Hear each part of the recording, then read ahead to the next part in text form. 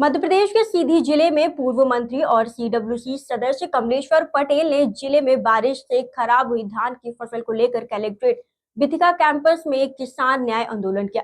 इस अवसर पर जिले भर के किसान अपनी धान की फसल लेकर पहुंचे। कमलेश्वर पटेल ने मुख्यमंत्री को ज्ञापन सौंपते हुए कहा कि वर्षा के कारण किसानों की धान की फसल नष्ट हो गई है, जिसका सर्वेक्षण कराकर प्रभावित किसानों को क्षतिपूर्ति और राहत पैकेज प्रदान किया जाए।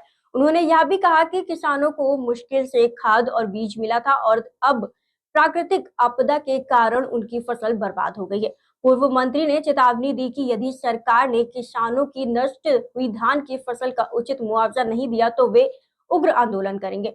उन्होंने स्पष्ट किया कि किसानों के साथ अन्याय किसी भी स्थिति में नहीं होने दिया जाएगा और सरकार को इसके लिए जिम्मेदार ठहराया जाएगा। देखिए, सरकार से हमारी तो मांग है विशेष राहत पैकेज।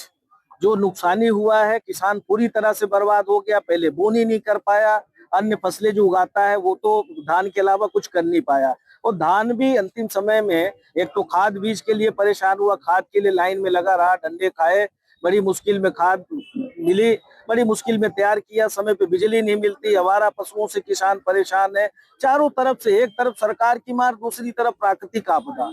तो ये जो भगवान की मार और सरकार की मार दोनों किसान के ऊपर पड़ी है, और सरकार सो रही है, अभी तक किसी भी प्रकार का संज्ञान नहीं लिया है। जिस तरह की सरकार को कार्रवाई करनी चाहिए, संज्ञान लेना चाहिए।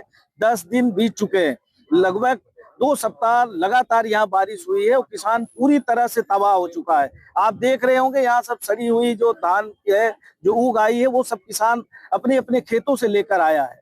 इसलिए सरकार को जगाने के लिए आज का ये आंदोलन हमने किया है। आज सांकेतिक आंदोलन था, और अगर सरकार नहीं चेतेगी तो ये आंदोलन बड़ा भी हो सकता है, क्योंकि अगर किसान के साथ अन्याय अत्याचार होगा तो कांग्रेस पार्टी का कार्यकर्ता, नेता, कोई भी आमजन किसानों के साथ हम लोग ये लड़ाई लड़ेंगे और अंजाम तक लेकर जाएंगे।